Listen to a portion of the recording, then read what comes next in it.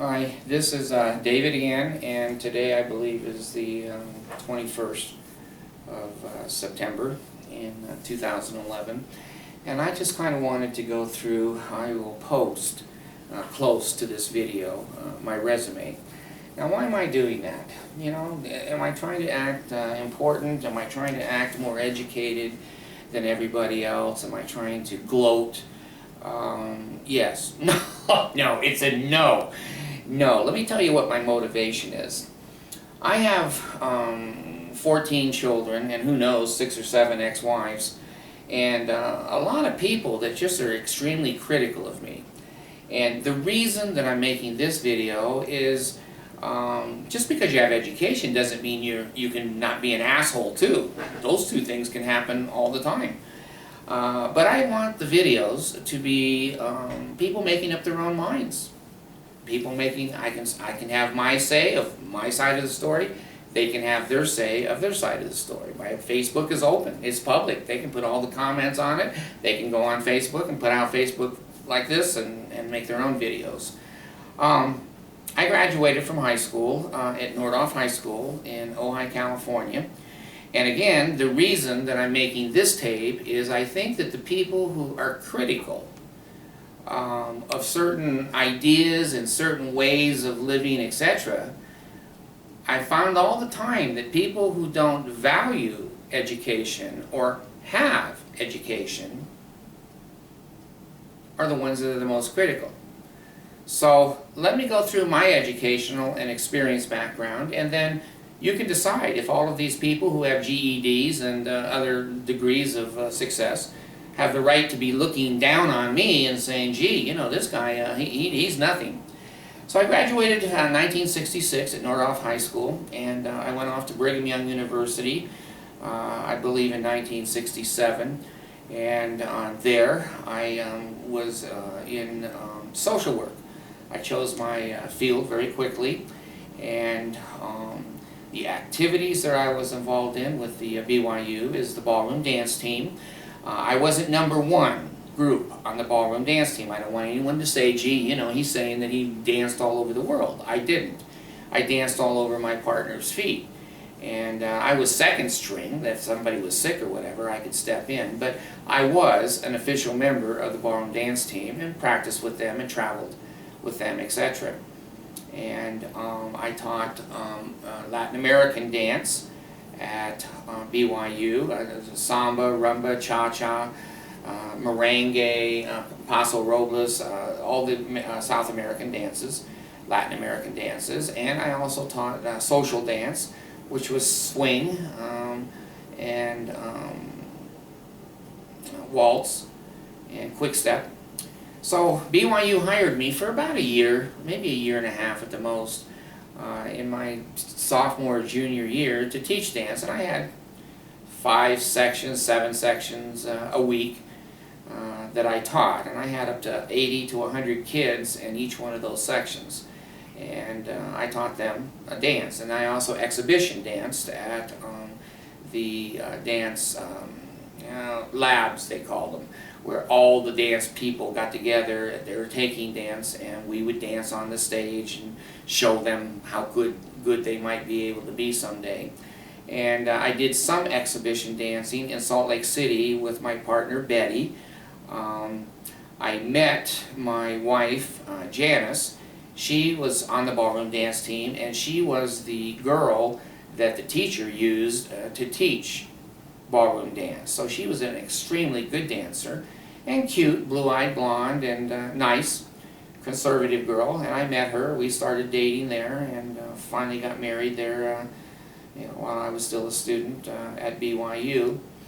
After I graduated in 1972 at BYU, I graduated in social work, was my major. My minor was child development and family relations. I went off to the east, to Massachusetts. My first paid job was an alcoholic clinic, where my job was to write a program for the entire clinic for outpatient alcohol counseling, which I did and which was accepted. I moved from that job then into Colburn Schools in the Berkshires in western Massachusetts, and there I became a guidance counselor. And my job was basically to handle all the behavior modification program and to design it and to implement it for 60 emotionally disturbed children who were thrown out of every public school in the East that ended up in our school. I taught there a little bit. I taught automotive, and I taught job training, took the kids downtown to help them get jobs, and excelled well in what I did. And there's where I started my first master's degree at Springfield College. And so I worked there at Colburn, and then commuted to Springfield College. And my specialty there was basically research. My research in extrasensory perception and sensory deprivation systems and areas. And I took 28 classes. I did not graduate with a master's degree from Springfield. I took 28 classes. I was supposed to do my thesis, which would have been the other 4 for 32 units. I had my thesis research done, and I had not put the dialogue together. So I didn't graduate from Springfield College. While I was at Springfield, I also took classes at Westfield State University, and finally we basically moved out of that area. And before we moved, after Colburn schools, I was also the assistant director of Eagleton School in Great Barrington, Massachusetts, and they were nearly bankrupt, and my job was to go in and fix that and put them back in the black. And I did a lot of training, hiring, firing, writing proposals, and getting that back on its feet. Got a very nice compliment from their CPA that said that he's worked with a lot of people, but that I basically was a genius in what I had done, that no other people he's ever seen could have done as good or as quick a job as I did. Then I moved on to Pittsfield, Massachusetts, and there I was the director of High Point, and I had 60 kids, and I don't know, 30 or 40 staff. And I there implemented a lot of new programs and safety, and stopped riots and other kinds of things that I'm good at. And there I was a little bit of a wild card, maverick. I was doing things a little bit different than they had done for 150 years, and that bothered them. That made them very nervous, and they called me in one day and said, you know, we'd like you to resign. And if you don't resign, then we're going to fire you. And I said, okay, I guess the resigning is the better way to go. So that's the only problem I ever had, basically, on a job, of people not basically liking what I was doing. Then I decided to, oh gosh, I may skip, I have bad memory. I went to Kansas City, Missouri, and there I worked as the caseworker for 12 kids that were adolescents in a residential program. I did all the counseling, I did all the record keeping, all of the appointments, and all of the psychology and therapy. I did group therapy there, individual therapy, and of course I did group and individual at Colburn, at Eagleton, at High Point. I basically stayed there for whatever it was, maybe a year, and was a case manager there. Then I started my own residential facility in Blue Springs. That was a mess. The Blue Springs people did not want their school district involved with a whole bunch of retarded and or emotionally disturbed children. They did everything they could with their attorney and the town and whatever. I got death threats, and my tires slashed, and a few other things. You know, these things just happen. Hold on just a second, I may back this up. Hello.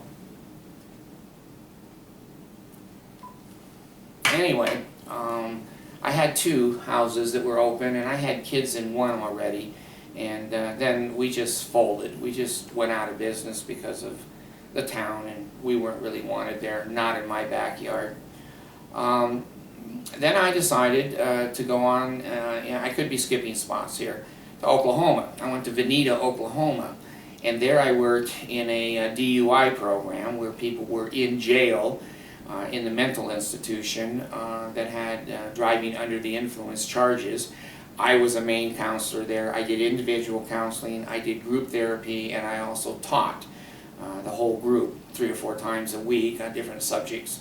And that went well for a while, and while I was there I decided to get my master's degree, and that was out in Tahlequah, Oklahoma, so I had to commute every day from Veneta to Tahlequah, Oklahoma, and finish 32 credits there, which I did and which I graduated from, and my specialty there was the thesis was on human attraction, why men like women and why women like men. Coming off of David Buss, B-U-S-S, he was the father of that kind of psychology, and I did a spin-off study from what he had learned.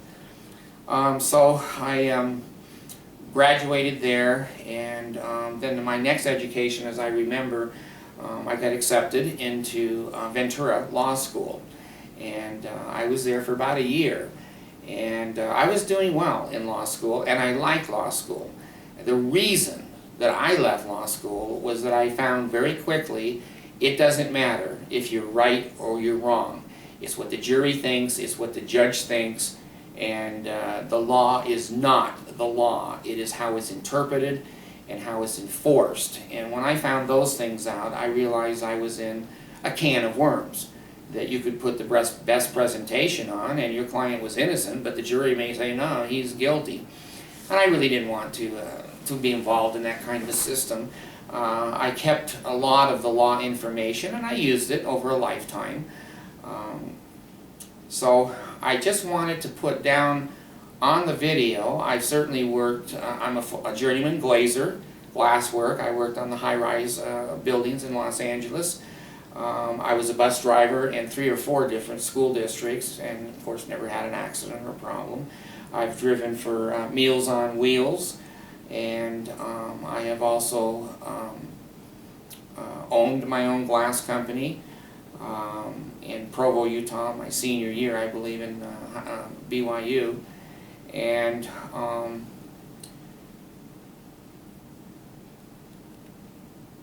I think that that's pretty much the end of what I want to say in this particular video.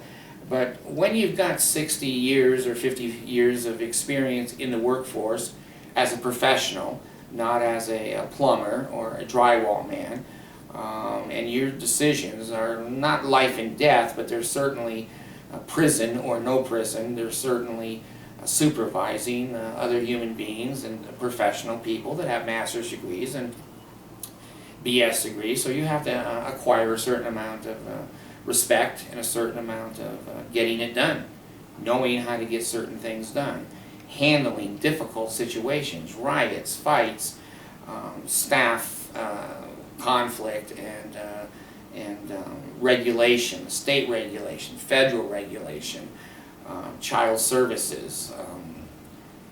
My entire background was encircled with those types of jobs and behavior.